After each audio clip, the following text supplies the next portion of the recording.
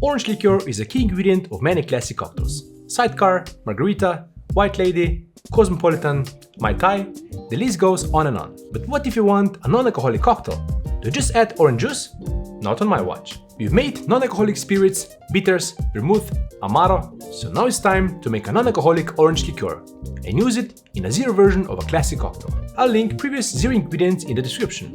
And while you're down there, make sure to subscribe and turn on the bell icon to get notified when a new episode drops. Now, it's Mocktail time. So after non-alcoholic bitters, bourbon, Campari, vermouth, gin and rum, it's time to make zero orange liqueur. I'm saying zero because the recipes I used are based on the work of authors of this book. Zero, a new approach to non-alcoholic drinks. I take their recipes, test them out and adjust them as I see fit. I did the same with today's orange liqueur recipe. Alongside the ingredients, which you'll see shortly, you'll need a sous vide cooker. This way you'll have the most control over temperature and no liquid will evaporate. If you don't have a sous vide yet, you can put together a little makeshift sous vide cooker using a cooking thermometer, which I showed in the Cocktail Hacks episode. Now for the orange liqueur ingredients and recipe. First and foremost, oranges for peels and juice. But we'll also add dried orange peels, sugar, fresh ginger, vanilla bean, seal and cinnamon, and not pictured, water and optionally Pectinex, which will help with a clearer end result. Hi friends of cocktails.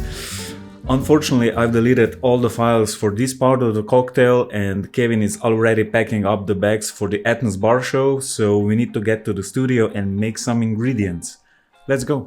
Start by peeling organic oranges. We've covered the importance of using citrus with edible peels whenever you're making infusions or blending the peels. That includes super juice, liqueurs, cordials, tinctures, and so on. So once we have 100 grams of orange peels, add them to the sous vide bag and move on to juicing the peeled oranges. Together with water, we'll need 900 grams. I got 400 grams of orange juice from all the peeled oranges.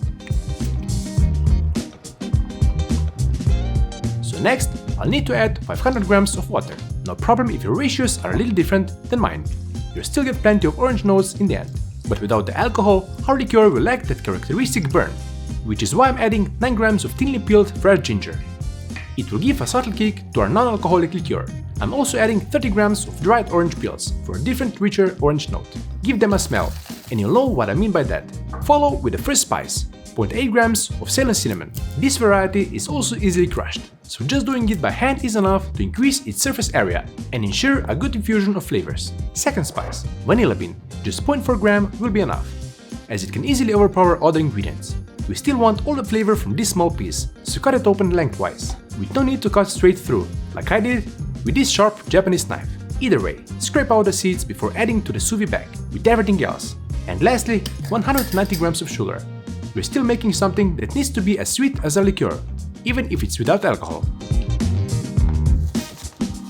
Then it's time to seal the bag. I try to leave as little air in there as possible, without bringing the liquid up to where I need to create a seal. And as always, I like to go with a double seal, just to make sure there are no leaks. Back to you, Kevin. This then goes into the sous vide bath, which is set to 90 degrees Celsius or 195 degrees Fahrenheit for 2 hours. Always a good idea to give it a shake once or twice in between, but once it's done, cool it slightly, then cut open the bag and strain out the solids.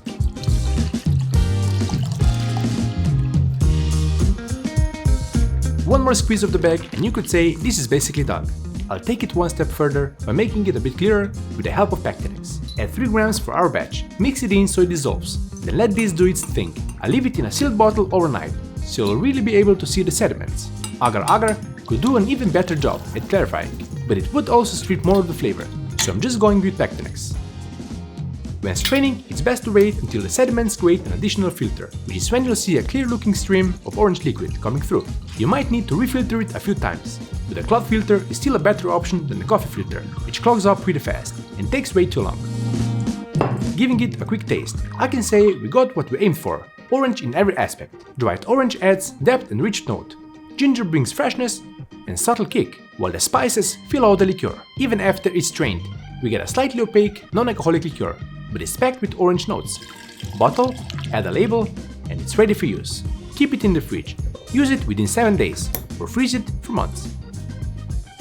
I'd say we successfully tackled another non-alcoholic challenge. But why stop there? With the variety of zero ingredients we already made on the channel, it would be a shame if we didn't whip up a zero version of a classic cocktail. using today's ingredient. So let's make a virgin white lady. Here's what you'll need. Our zero ingredients today are zero gin and zero orange liqueur. But we also need lemon juice, egg white, and optionally, but highly recommended, saline solution. I always start with a chilled shaker, even when the first part is done without ice. As for ingredients, start with 3 ounces or 90 ml of our non-alcoholic gin. Follow that with 1.5 ounce or 45 ml of today's star ingredient, zero orange liqueur. I'd love to hear what other mocktails you'd like to see this used in, down in the comments. Next, lemon juice, freshly squeezed or super juice, would both work, but I'll add the lemon peel as garnish, so I'll just use fresh lemon juice as well, 3/4 ounce or 22.5 ml. As always, I suggest adding 2 drops of 20% saline solution as well. Salt boosts the flavors, in cooking and in cocktails. And lastly, egg white. Speaking of cocktail hacks, I like to use hot on strainer to separate the egg white and egg yolk. Give the egg white a quick scramble with a fork or a milk frother to make it easier to measure, so you can add half an ounce or 15 ml. Now instead of a dry shake or a reverse dry shake, I'll froth up the cocktail using the milk frother. It makes quick work of mixing the ingredients and incorporating the air into the cocktail. Now we add ice and give the cocktail a quick shake to chill our virgin white lady. Then grab a chilled cooked glass and double strain using a fine mesh strainer to keep out any small bits of ice. For garnish, add a twist of lemon peel with essential oils expressed over the frothy cocktail. Then place it on the side of the glass. Now it's time for the real test of our liqueur. How does it work in a non-alcoholic cocktail? Amazingly good. If I can say so myself. The virgin white lady is juniper forward, white, dry and citrusy, with both orange and lemon notes. It's well balanced and has a really rich mouthfeel. A complete success. With that, we reached the bottom of the glass. Post an orange emoji in the comments to let me know you've made it all the way here. Today's fun fact is related to the best known orange liqueur out there. Cointreau. When launched, it was labeled as triple sec because it used 3 types of oranges: sweet, macerated and bitter. We used the peels, juice and dry peels. So let's say we were close with our zero liqueur. If you'd like to see any other zero ingredients or non-alcoholic cocktails, drop the ideas in the comments. For previous episodes, we created a playlist for you to check out here. Until next time, cheers, friends of cocktails and mocktails.